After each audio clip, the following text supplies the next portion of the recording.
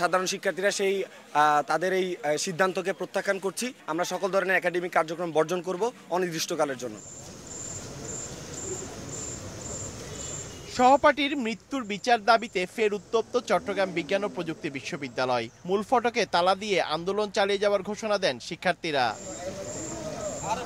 শুক্রবার বিকেলে জরুরি সিন্ডিকেট সভায় অনির্দিষ্টকালের বন্ধের সিদ্ধান্ত থেকে সরে এসে আগামী 9 মে পর্যন্ত ক্যাম্পাস বন্ধ রাখার সিদ্ধান্ত জানায় প্রশাসন। এরপর বিশ্ববিদ্যালয় শহীদ মিনারের সামনে জড়ো হতে থাকেন আন্দোলনকারীরা। প্রশাসনের এই সিদ্ধান্ত প্রত্যাখ্যান করে বিশ্ববিদ্যালয়ের মূল ফটক বন্ধ করে দেন তারা। নিরাপদ সড়কের দাবি আদায় না হওয়া পর্যন্ত বিক্ষোভ চলবে বলে জানান তারা। নিরাপদ সড়কের জন্য যে দাবিগুলো ছিল, প্রশাসন আমাদের সাথে এখনো বসার কোনো পদক্ষেপ গ্রহণ করে নাই, আর আমরা কোনো আশ্বাসও পাই নাই। আমরা সাধারণ শিক্ষার্থীরা সেই তাদের এই সিদ্ধান্তকে প্রত্যাখ্যান করছি এবং আমরা সাধারণ শিক্ষার্থীরা এই ব্যাপারে সিদ্ধান্ত নিয়েছি।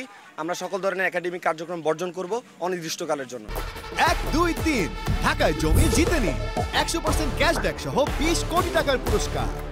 এদিকে বিশ্ববিদ্যালয় বন্ধ থাকলেও ছাত্ররা হলে থাকতে পারবে বলে জানায় চুয়েট কর্তৃপক্ষ। বিশ্ববিদ্যালয়ের স্নাতকোত্তর পর্যায়ের সকল একাডেমিক কার্যক্রম পরীক্ষা সহ আগামী 9/5/2024 খ্রিস্টাব্দ তারিখ পর্যন্ত বন্ধ থাকবে এবং বিশ্ববিদ্যালয়ের শিক্ষার্থীদের হল ত্যাগের নির্দেশ স্থগিত করা হলো।